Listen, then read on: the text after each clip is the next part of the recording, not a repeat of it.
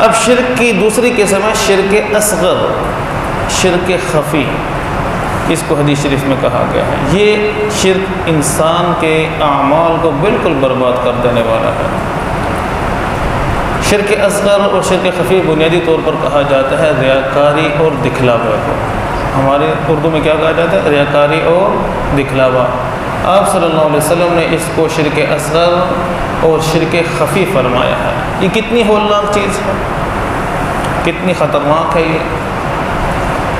حضرت ابو سعید خدری رضی اللہ تعالیٰ عنہ فرماتے ہیں کہ ایک مرتبہ ہم مسجد نبی میں بیٹھے ہوئے دجال کے فتنے کے بارے میں بات چیت کر رہے تھے کہ دجال کا فتنہ کتنا خطرناک ہوگا۔ فرماتے کہ اتنے میں رسول اللہ صلی اللہ علیہ وسلم اپنے حجرہ مبارک سے باہر تشریف لائے۔ آپ نے ہمیں سنا، ہماری گفتگو کو سنا اور فرمایا کہ میرے نزدیک تمہارے لیے دجال سے زیادہ خطرناک جو چیز ہے، کیا میں تمہیں وہ بتاؤں؟ یعنی دجال دنیا کا سب سے بڑا فتنہ۔ آپ نے فرمایا کہ میرے نزدیک تمہارے لیے دجال سے بھی خطرناک ایک چیز ہے، کیا میں وہ تمہیں بتاؤں؟ صحابہ نے کہا جی بالکل بتائیں۔ تو آپ صلی اللہ علیہ وسلم نے فرمایا شرک خفی، شرک خفی۔ اور ایک روایت میں آتا ہے کہ آپ صلی اللہ علیہ وسلم نے فرمایا کہ ان اخوف ما اخاف علیکم الشرک الاصغر، کہ مجھے تم پر سب سے زیادہ خوف جس چیز کا ہے وہ شرک اصغر ہے۔ صحابہ کرام رضوان اللہ علیہم اجمعین نے پوچھا کہ اے اللہ کے رسول شرک اصغر ہے کیا؟ تو قال الریاء، آپ صلی اللہ علیہ وسلم فرمایا کہ ریاکاری، دکھلاوا۔ اور مثال سے سمجھایا، فرمایا کہ ایک شخص نماز پڑھ رہا ہوتا ہے کہ دوسرا آتا ہے اس کو دیکھتا ہے تو یہ نماز پڑھنے والا اپنی نماز کو لمبا کر دیتا ہے اس کو دکھانے کے لیے کہ میں لمبی لمبی نمازیں پڑھتا ہوں۔ فرمایا یہ ہے شرک خفی اور شرک اصغر۔ شداد ابن اوس رضی اللہ تعالیٰ عنہ کی روایت فرماتے کہ سمعت رسول اللہ صلی اللہ علیہ وسلم، میں نے خود رسول اللہ صلی اللہ علیہ وسلم سے سنا ہے، آپ نے فرمایا کہ من صلی یرائی فقط اشرک، جس نے دکھلاوے کے لیے نماز پڑھی اس نے شرک کیا۔ من صام یرائی فقط اشرک، جس نے دکھلاوے کے لیے روزہ رکھا اس نے شرک کیا۔ من تصدق یرائی فقط اشرک، جس نے دکھلاوے کے لیے صدقہ خیرات کی، سخاوت کی، اس نے شرک کیا۔ اب شرک جو ہے نا، اس کا پہلا نقصان کیا ہوتا ہے؟ انسان کا جو عمل ہوتا ہے نا، عمل بالکل برباد ہو جاتا ہے اس شرک نحوست سے۔ حدیث شریف میں آتا ہے کہ قیامت والے دن اللہ تبارک و تعالیٰ جو یہ ریاکار ہے ان سے فرمائیں گے کہ ٹھیک ہے تم نے عمل جس کے لیے کیا تھا، جس کو دکھانے کے لیے کیا تھا، اب جا کر اس کا اجر و ثواب بھی انہی سے لو، مجھے تمہارے اس عمل کی کوئی ضرورت نہیں ہے، میں بے نیاز ہوں تمہارے اس عمل سے۔ اور میرے عزیزو اگر بات صرف اتنی سی ہوتی نا کہ شرک سے، ریاکاری سے عمل خراب ہو رہا ہے تو تب بھی بات کوئی زیادہ ہولناک نہیں تھی۔ مسئلہ یہ ہے کہ ریاکاری صرف عمل کو برباد نہیں کرتی، بلکہ ریاکاری والا عمل انسان کے لیے ایسا وبال جان بنتا ہے کہ ہم اس کا تصور نہیں کر سکتے۔ حدیث شریف میں آتا ہے کہ قیامت والے دن گناہ گار مسلمانوں میں جو سب سے پہلے ڈالے جائیں گے نا جہنم میں منہ کے بل گھسیٹ کر، وہ کون ہوں گے؟ وہ ریاکار۔ ریاکار میں کون سے؟ فرمایا کہ سب سے پہلے جو جہنم میں ڈالا جائے گا مجاہد، جو اللہ کے راستے میں بظاہر شہید ہوا۔ ابھی دیکھیں شہادت کتنا بڑا مقام، مرتبہ اور اعزاز ہے، انسان کی سب سے بڑی قربانی کہ جان بھی اپنی دے دی۔ آپ صلی اللہ علیہ وسلم فرمایا کہ اللہ پاک اس کو بلائے گا شہید کو، ہاں بھی ادھر آ، اپنی نعمتیں، اپنے احسانات اللہ پاک اس کو بتائے گا کہ دیکھ تجھے تیرے اوپر یہ احسانات کیے، تجھے یہ نعمتیں دی، یہ نعمتیں دی، بتا تو نے میرے لیے کیا کیا۔ اب وہ کیا کہے گا؟ یا اللہ میرے پاس سب سے قیمتی چیز میری جان تھی، وہ بھی میں نے تیرے لیے کیا کر دی؟ قربان کر دی۔ اللہ پاک فرمائے میرے لیے تھوڑی کی، تو نے تو اپنی جان اس لیے قربان کی۔ لوگ کہیں گے کہ جناب بڑا بہادر تھا، بڑا ایسا تھا، بڑا ایسا تھا، نڈر دلیر تھا، بہت تو شہرت چاہتا تھا، فقط کیلا، دنیا میں تجھے شہرت مل گئی، یہ تیرا عمل شہرت کے لیے تھا، میرے لیے نہیں تھا۔ حکم ہوگا اس کو منہ کے بل گھسیٹ کر جہنم میں ڈال دو۔ پھر فرمایا کہ دوسرے نمبر پر لایا جائے گا سخی کو۔ سخی اللہ پاک اس کو بھی اسی طرح نعمتیں گنوائیں گے اور اسے بھی پوچھیں گے بتا تو نے میرے لیے کیا کیا۔ وہ کہے گا یا اللہ تو نے مجھے مال و دولت سے نوازا تھا، میں نے ہر نیک کام میں خوب بڑھ چڑھ کر حصہ لیا، مساجد میں، مدارس میں، یتیموں پر خرچ کرتا تھا، غریب بچیوں کی شادی کرواتا تھا، یہ کیا وہ کیا، سب کچھ بتائے گا۔ اللہ فرما کہ میرے لیے تھوڑی کیا، میرے لیے تھوڑی کیا، تو نے تو اس لیے یہ سارے کام کیے کہ لوگ کہیں جی بڑا سخی ہے، بڑا حاتم طائی ہے، یہ تو بڑے پیسے خرچ کرنے والا ہے، تو شہرت چاہتا تھا، فقط کیلا، دنیا میں تجھے شہرت مل کے، یہ عمل میرے لیے نہیں تھا۔ حکم ہوگا اس ریاکاری کی وجہ سے منہ کے بل گھسیٹ کر اس کو جہنم میں ڈال۔ اللہ۔ اور تیسرے نمبر پر اللہ پاک حفاظت فرمائے، علماء کو لایا جائے کہ ہاں بھائی تمہیں دین کا علم دیا، تمہیں یہ سب کچھ دیا، تم نے کیا کیا؟ کیونکہ یا اللہ ساری زندگی تیرا دین سکھاتے ہوئے گزار دی، تیرے دین کی تبلیغ میں سکھا دی، گزار دی۔ اللہ پاک فرمایا میرے لیے تھوڑی تھا، تو کہتا تھا، یہ چاہتا تھا کہ لوگ کہ بڑا علامہ ہے، وہ جو حضرت بڑا علامہ، بڑی اچھی تقریریں کرتا ہے، بڑا اچھا بیان کرتا ہے، خطاب بڑا اچھا کرتا ہے، تو شہرت چاہتا تھا، فقط کیلا، دنیا میں شہرت مل چکی ہے، دنیا میں تجھے علامہ کہہ دیا گیا، کہا جو بڑی اچھی تقریریں کرتا ہے، تیری تعریفیں ہو گئی، یہ عمل میرے لیے نہیں تھا۔ حکم ہوگا اس کو گھسیٹ کر منہ کے بل جہنم میں پھینک دو۔ اور یہ بھی نہیں ہوگا کہ عام جہنم میں ڈالے جائیں گے، نہیں، یہ ریاکاری جو ہے نا صرف اعمال برباد نہیں کرتے، انسان کی آخرت برباد کر دیتی ہے یہ ریاکاری، یہ دکھلاوا۔ حدیث شریف میں آتا ہے کہ آپ صلی اللہ علیہ وسلم نے فرمایا کہ جب الحزن سے اللہ کی پناہ مانگو۔ جب الحزن، صحابہ نے پوچھا کہ اللہ کے نبی جب الحزن ہے کیا؟ آپ صلی اللہ علیہ وسلم نے فرمایا کہ جہنم کی ایک وادی ہے، جہنم کی ایک وادی ہے، جہنم ایک بڑا کنواں ہے، جب الحزن اس کا نام ہے۔ اور فرمایا اتنا ہولناک ہے، اتنا ہولناک، اتنا ہولناک ہے کہ خود جہنم روزانہ دن میں 150 مرتبہ نہیں، فرمایا کہ جہنم خود روزانہ دن میں اللہ سے 400 مرتبہ اس کنویں سے پناہ مانگتی ہے کہ اللہ مجھے جب الحزن سے بچا، مجھے جب الحزن سے بچا۔ کون؟ جہنم۔ اور جہنم خود پتہ کیسی ہے؟ حضرت جبرائیل تشریف لائے، بڑے غمگین اداس، آپ صلی اللہ علیہ وسلم پوچھا جبرائیل خیریت ہے؟ آج بڑا اداس اور غمگین لگ رہا ہے۔ کہا کہ حضرت ابھی جہنم کے پاس سے ہو کر آیا ہوں، جہنم دیکھی ہے، اس کا خوف طاری ہے۔ اور فرمانے لگے کہ حضرت آپ کو پتہ ہے جہنم کی آگ کیسی ہے؟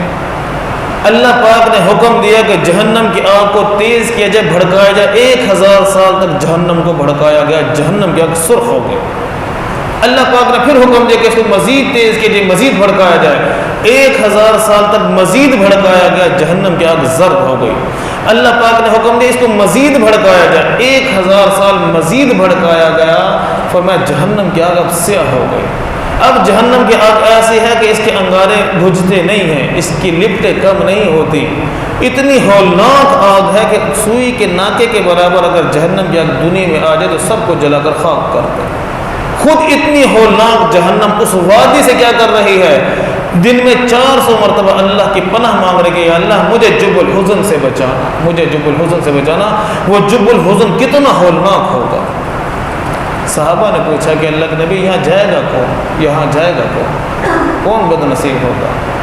تو آپ صلی اللہ علیہ وسلم نے فرمایا کہ میری امت کے ریاکار، میری امت کے ریاکار، جو ریاکاری کرنے والے ہیں، دکھلاوا کرنے والے ہیں نیک اعمال میں، اللہ پاک ان کو اس جب الحزن میں کیا کرے گا؟ ڈالے گا۔ کتنا ہولناک ہے یہ گناہ، کتنا خطرناک ہے۔ اب یہ ریاکاری کہتے کسے؟ عام آسان کوئی مشکل بات نہیں اس کو سمجھنا۔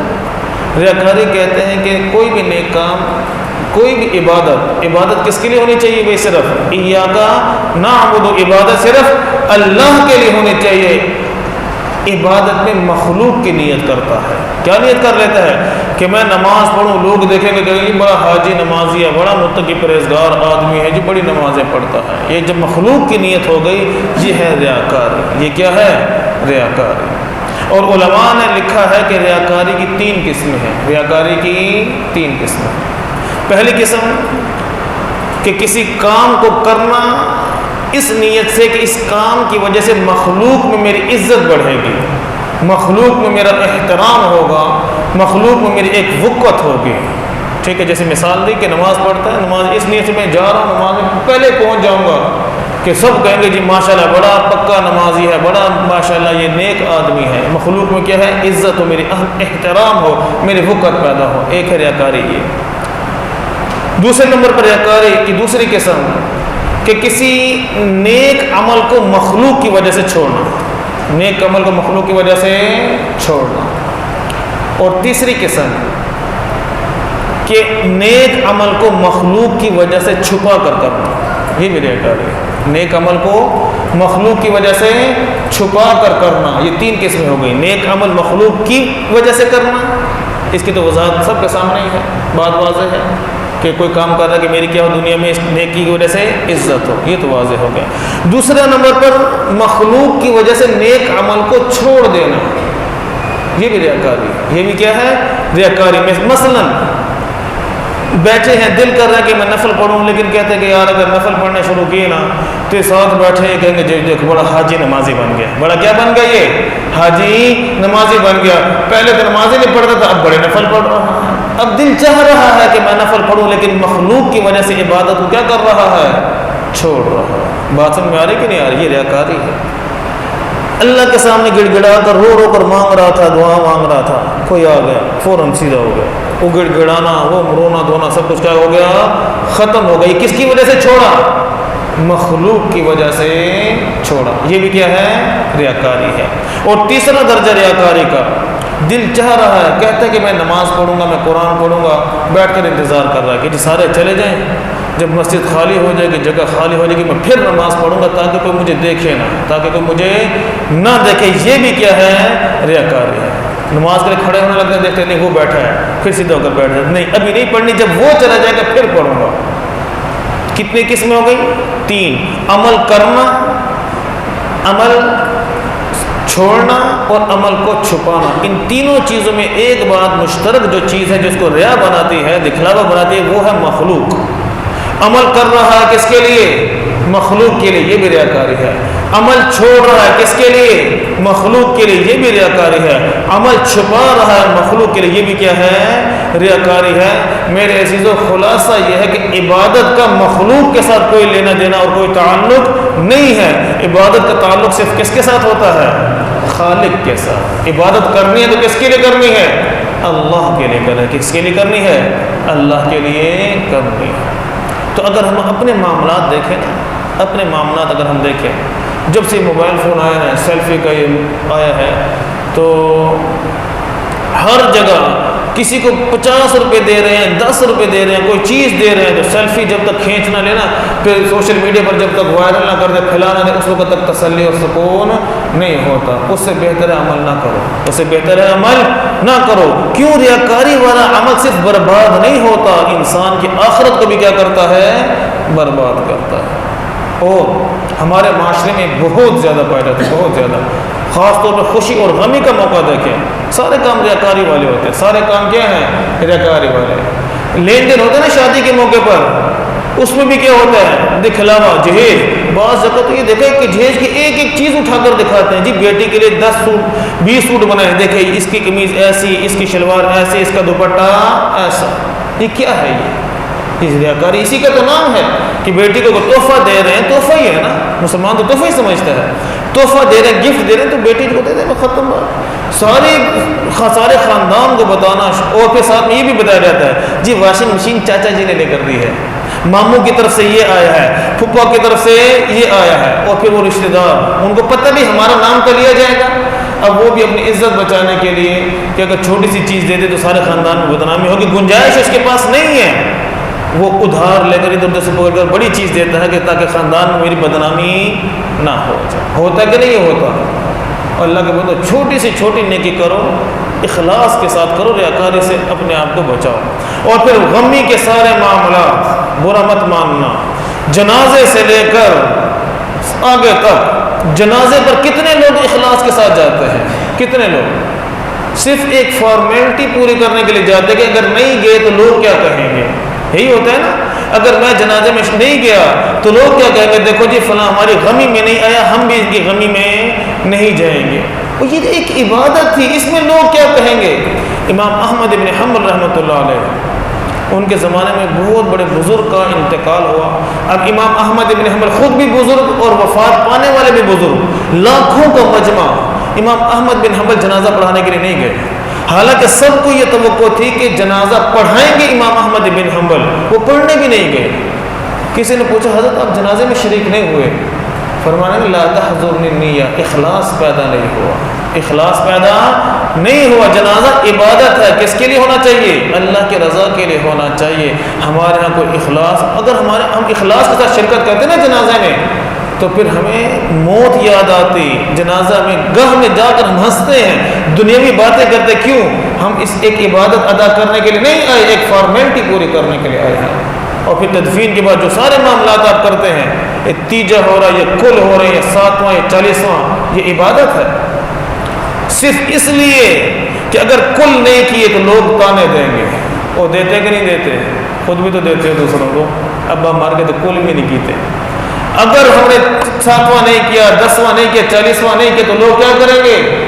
تانے دیں گے۔ اور لوگوں کے تانوں سے بچنے کے لیے، لوگوں کی ملامت سے بچنے کے لیے آپ 2 لاکھ قرآن پڑھاؤ، 1 ٹکے کا اجر و ثواب اس پر نہیں ملتا۔ اور میری کوئی بات سمجھ میں آ رہی کہ نہیں آ رہی؟ اور صرف یہ نہیں کہ ریاکاری، جیسے یہ ذہن میں رکھیں، ریاکاری صرف عمل برباد نہیں کرتی، ریاکاری کیا کرتی ہے؟ ریاکاری انسان کی آخرت کو برباد کر دیتی ہے۔ اللہ ہمیں دین کی سمجھ نصیب فرمائے۔ ایک اصولی سی بات سمجھاتا ہوں، کوئی بھی عمل ایمان والے کا اللہ کی بارگاہ میں تب قبول ہوتا ہے جب اس میں 2 چیزیں پائی جائیں۔ کتنی چیزیں؟ 2 چیزیں اس میں پائی جائیں۔ دونوں میں سے ایک چیز بھی نہیں ہوگی، وہ عمل اللہ کی بارگاہ میں قبول نہیں ہوگا، کچھ بھی کر لو۔ سب سے پہلی چیز اخلاص۔ سب سے پہلی چیز کیا ہے؟ اخلاص، کہ وہ عمل خالص اللہ کی رضا کے لیے، خالص اللہ کی رضا کے لیے، بے شک تھوڑا ہو، بے شک کیا ہو؟ تھوڑا ہو۔ آپ صلی اللہ علیہ وسلم نے فرمایا کہ اخلص فی دینک یکفیک القلیل من العمل، اپنے اندر اخلاص پیدا کر، تھوڑا کافی ہو جائے گا، تھوڑا بھی کیا ہو جائے گا؟ کافی ہو جائے گا۔ تو سب سے پہلی چیز اخلاص، عمل میں اخلاص نہیں، بیڑا غرق۔ دوسرے نمبر پر اتباع سنت، دوسرے نمبر پر اتباع سنت، پلو سے باندھ لو اپنے بعد، پہلو سے باندھ لو کہ جو عمل ہمارا سنت کے خلاف ہوگا وہ اللہ کی بارگاہ میں مقبول نہیں ہے۔ دنیا والے واہ واہ کہے، دنیا والے کہ بڑا اچھا جی، بے شک ہے، وہ جی ٹھیک ہے جی، بڑا اچھا۔ اجر و ثواب کس نے دینا ہے؟ اللہ نے۔ بدلہ کس نے دینا ہے؟ اللہ نے دینا۔ اللہ نے فرمایا کہ لقد کان لکم فی رسول اللہ اسوۃ حسنہ، تمہارے سامنے میرے محبوب کی زندگی ایک نمونہ ہے۔ اگر تم چاہتے ہو کہ تمہاری زندگی، تمہارے زندگی کی اعمال میری بارگاہ میں قبول ہوں تو تم کیا کرو؟ میرے محبوب کے نقش قدم پر چلو، میرے محبوب کی سنت کے مطابق زندگی گزارو اور کام کرو۔ تو جس کام میں 2 چیزیں ہوں گی، ایک اخلاص ہو اور ایک اتباع سنت ہو، وہ کام سنت کے مطابق ادا کیا جائے، وہ اللہ کے بارگاہ میں مقبول ہوگا، اس پر اجر و ثواب بھی ملے گا، اس پر اللہ کی رضا ملے گی، انعامات ملیں گے۔ جو عمل سنت سے ہٹ جائے وہ برباد، اور جو عمل اخلاص سے ہٹ جائے، اس میں ریاکاری، دکھلاوا آ جائے، تو میرے عزیز وہ عمل برباد بھی ہوگا اور انسان کی آخرت کو بھی کیا کرے گا؟ برباد کرے گا۔ اللہ پاک ہم سب کو دین کی صحیح سمجھ اور عمل کی توفیق نصیب فرمائے۔ وآخر دعوانا الحمدللہ رب العالمین۔